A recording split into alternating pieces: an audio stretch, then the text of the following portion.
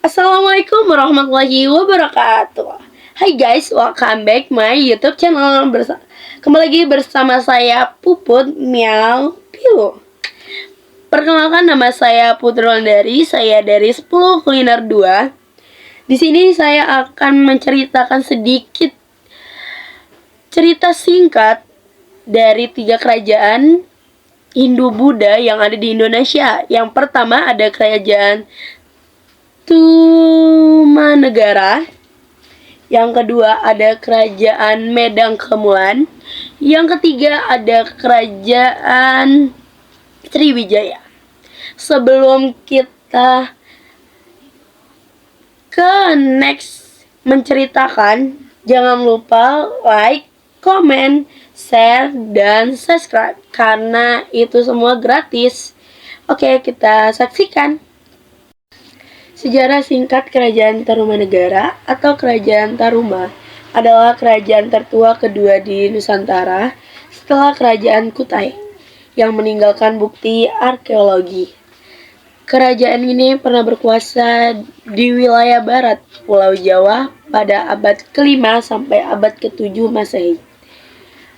Ada pula nama-nama raja dari abad pertama dan sampai abad terakhir. Yang pertama Jaya Singawarman, yang kedua Daryawarman, yang ketiga Purnawarman, yang keempat Wisnuwarman, yang kelima Indrawarman, yang keenam Chandrawarman, yang ketujuh Suryawarman, yang kedelapan Kertawarman, dan itu yang terakhir. Dan ada pula penyebab runtuhnya kerajaan Tarumanegara. Ini adalah diantaranya karena pecahnya kerajaan, tidak adanya penerus kerajaan, dan serangan dari kerajaan Sriwijaya.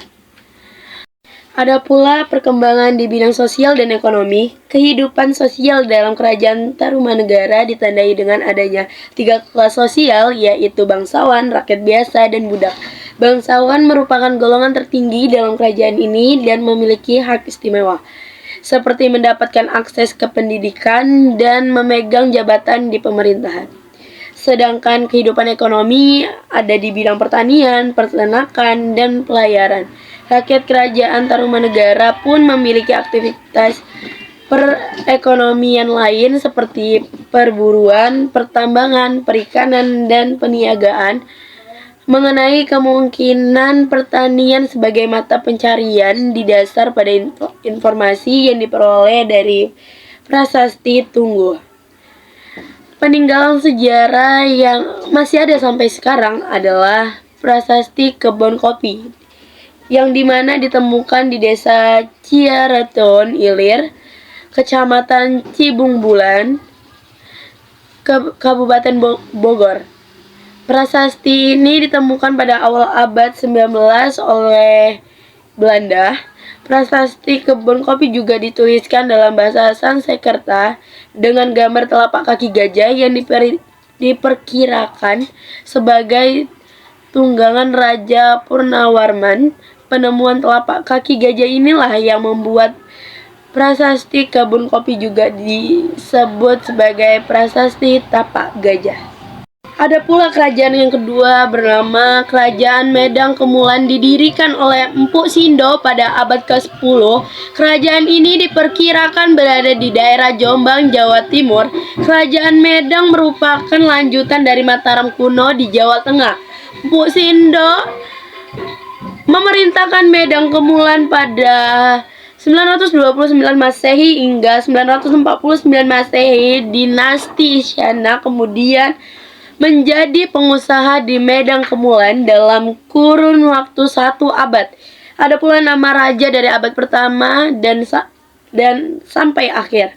Yang pertama ada Empu Sindo, yang kedua ada Raja Sri Isyana, yang ketiga ada Tunggawijaya, yang keempat ada Sri Sawardana, yang kelima ada Dharma Wangsa Teguh, yang keenam ada Airlangga. Ada pula penyebab runtuhnya kerajaan Medang Kemulan pada 1016. Kerajaan Urawari melakukan serangan mendadak ke kerajaan Medang Kemulan yang sedang menggelar upacara perkawinan Putri Dharmawangsa dengan Airlangga. Akibat serangan tersebut, Dharmawangsa dan seluruh penjabat kerajaan tewas.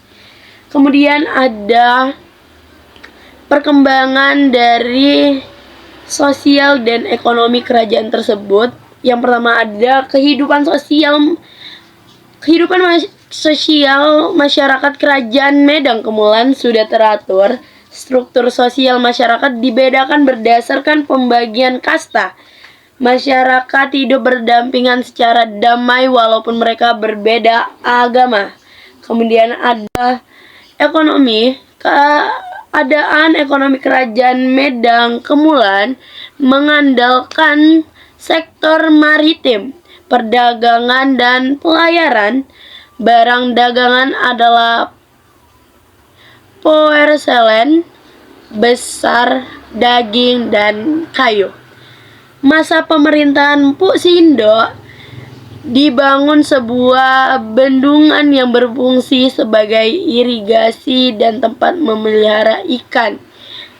Ada pula peninggalan, salah satunya yaitu Prasasti Bangil. Isinya Pu Sindo memerintahkan pembangunan candi untuk tempat peristirahatan mertuanya yang bernama Rakyan Bawang.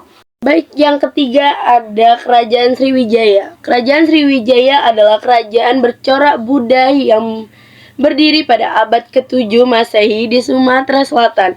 Kerajaan ini memiliki pengaruh besar di kawasan Nusantara Barat dan menjadi pusat agama, budaya, dan perdagangan di Asia Tenggara dan Asia Timur.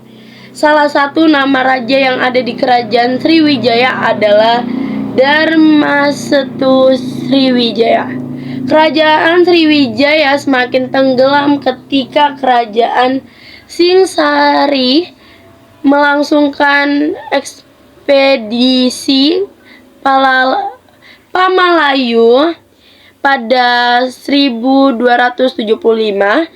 Ekspedisi ini merupakan misi dari Kerajaan Kertanegara untuk melemahkan Sriwijaya. Pada akhirnya di tahun 1377, Kerajaan Sriwijaya benar-benar runtuh karena persaingan dari Kerajaan Majapahit yang berhasil menaklukkan bagian-bagian wilayah Sriwijaya. Ada pula nama-nama raja. Yang pertama ada Raja Dapunta yang Srijayanasa. Yang kedua ada Indrawarman. Yang ketiga ada Rudrawikrama. Yang keempat ada Sangramadananjaya. Yang kelima ada Dharanindra.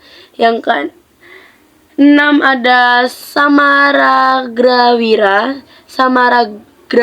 ya, yang keenam. Yang ketujuh ada Dharmasetu. Yang ke-8 ada Samaratungga. Yang ke-9 ada Bala Putra Dewa. Yang ke-10 ada Sri Udayadityawarman. Yang ke-11 ada Sri Wuja. Yang ke-12 ada Siaese. Yang ke-13 ada Sri Chudamani Warmadewa. Yang ke-14 ada Malayagiri. Yang ke-15 ada Marawijaya Tunggawarman. Yang ke-16 ada Sumatra Bumi. Yang ke-17 ada Sri Sanggarama Wijaya Tunggawarman. Yang ke-18 ada Sri Dewa. Yang ke-19 ada Dharmawira. Yang ke-20 ada Sri Maharaja. Yang ke-21 ada Tailokya Raja Maulibusana Warmadewa. Ada pula perkembangan ekonomi dan sosial. Kehidupan sosial masyarakat di Kerajaan Sriwijaya berbaur dengan para pedagang dari luar, karena saat itu wilayah tersebut merupakan pelabuhan bagi kapal-kapal asing yang singgah. Terdapat pengaruh kuat agama Buddha pada masyarakatnya.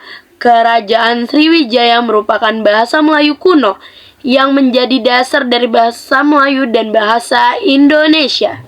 Kerajaan Sriwijaya memiliki keterikatan ekonomi yang kuat dan dengan Tiongkok dan India, salah satunya dengan perdagangan rempah-rempah ditandai dengan kegiatan peniagaan di Selat Malaka yang menjadi Sriwijaya sebagai kerajaan besar dari peniagaan dengan India dan Cina.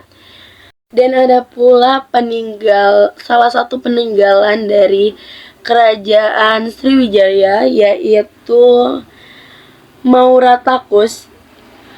Nah, Mauratakus merupakan sebuah kompleks percandian yang cukup besar dan luas. Candi ini juga diyakini sebagai kompleks peninggalan kerajaan Sriwijaya yang tertua.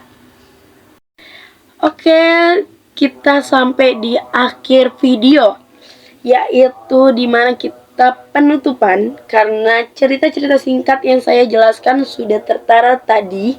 Dan kali ini sebelum saya tutup, kalian harus like, comment, share sebanyak-banyaknya, dan subscribe channel YouTube ini dengan membaca Bismillah. Saya akhiri dengan wassalamualaikum warahmatullahi wabarakatuh.